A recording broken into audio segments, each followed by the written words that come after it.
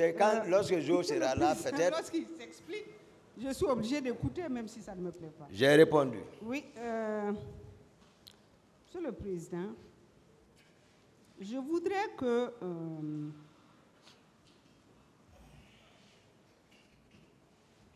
à partir d'une audition de la page 5 de Abouakar Toumba devant le pool de juges d'instruction de Conakry, ils me disent vraiment, comme je le dis, sans colère, ce qui s'est passé. Voilà la question qui vous a été posée. Le 28 septembre, au stade du même nom, alors que vous étiez aide de camp et commandant de la garde présidentielle, le peuple de Guinée a vécu des événements tragiques, notamment des assassinats, des meurtres, des viols et autres crimes.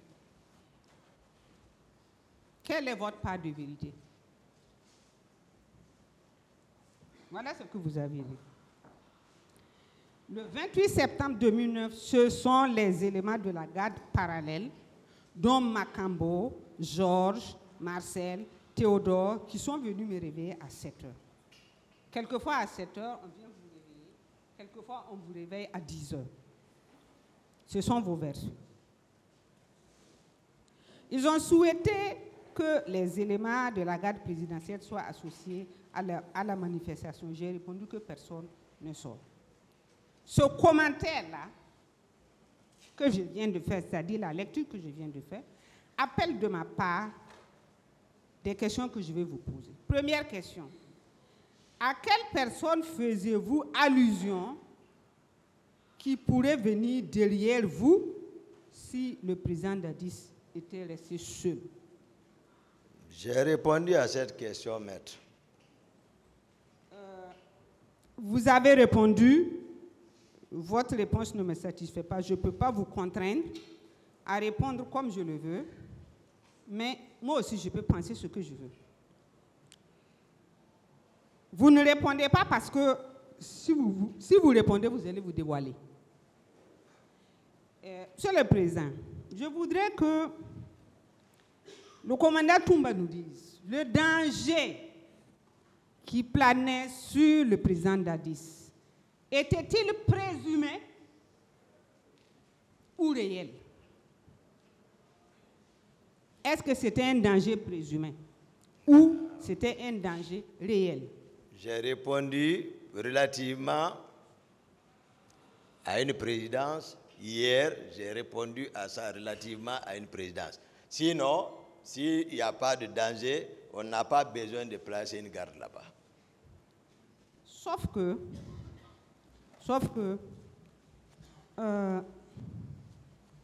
vous avez posé un certain nombre d'actes qui nécessitent qu'on ait des éclaircissements. Vous nous avez dit personne ne sort, c'est ce que vous avez dit. Okay. Mais vous avez laissé quelqu'un en planque chez le président. Est-ce que vous aviez dit au président que vous laissiez un de vos éléments pour le garder? Pour le garder, j'ai laissé le président derrière. Et vous êtes venu devant mettre votre élément? Non, non, non. J'ai expliqué comment est structuré le salon. Depuis, j'ai expliqué ça. Moi, je n'ai personne laissé. Hein? Moi, le salon est là. Voilà. C'est hier, j'ai entendu des hypothèses ici. C'est pourquoi je n'ai même pas voulu commenter, même répondre. J'ai laissé tomber ça, parce que c'était leur propre appréciation, à leur manière. Je ne peux rien contre ça. Mais, si ce qui est relatif à la réalité, vous m'avez dit, est-ce que tu avais l'intention de faire quelque chose? J'ai dit non. Donc maintenant, ici encore, cette question, telle qu'on le formule, ça ne s'est pas passé comme ça. Moi, j'ai répondu tous ces aspects-là. Oui, Monsieur le Président, que M. Toumba sache qu'il n'est pas le maître de la déduction.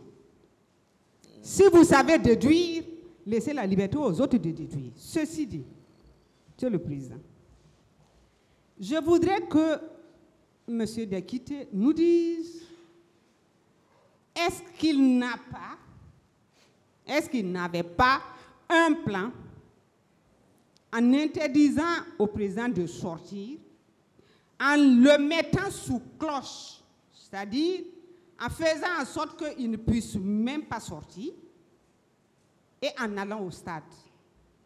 Non. Vous n'aviez pas un plan? Non. Mais finalement, lorsqu'il est sorti, il l'a fait retourner. Qu'est-ce qui s'est passé? Rien. Qu'est-ce qui lui est arrivé? Rien. Mais puis il était là-bas. Comment on peut calculer comme ça? Oui, Monsieur le Président, le problème, c'est que vous avez dit personne ne sort. Le président ne sort pas. Vous mettez le président sous cloche et vous sortez. Non, Il a répondu à ça, maître. D'autres questions? Bon, c'est vraiment imparfait, mais on fera avec. C'est quel calcul? Monsieur Diakité, est-ce que avant le 28,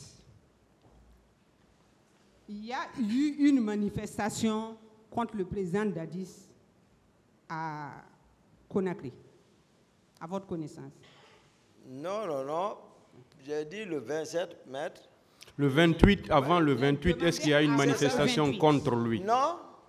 Oui, parce que vous faites accréditer une thèse selon laquelle il y a un complot qui date de je ne sais plus quand. Puisque vous dites toujours, c'est le président.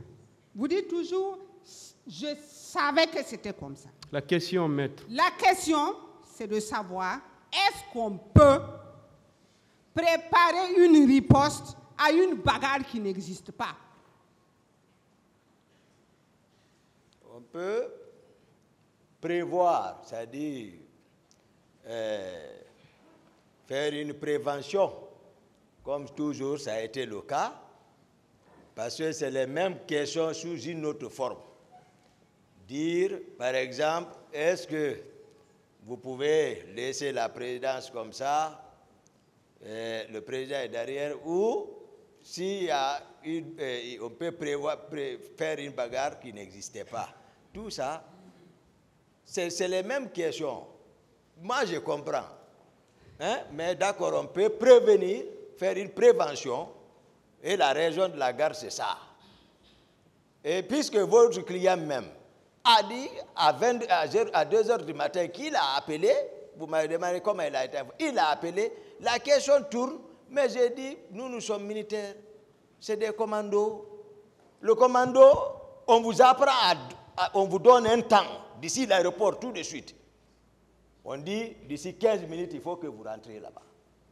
Oui, Monsieur le Président. Voilà. Donc le temps là, laissez temps là par rapport au militaire. Monsieur le Président, je ne vais pas laisser. Monsieur Toumba, vous avez beau ainsi, je ne vais pas laisser. Quelle était, vous alors, la riposte que vous aviez mis en place face à l'événement inexistant? Je précise bien. Puisque vous dites, en tant que militaire, on prévoit. Vous avez prévu quoi? Et à la pourquoi? présidence?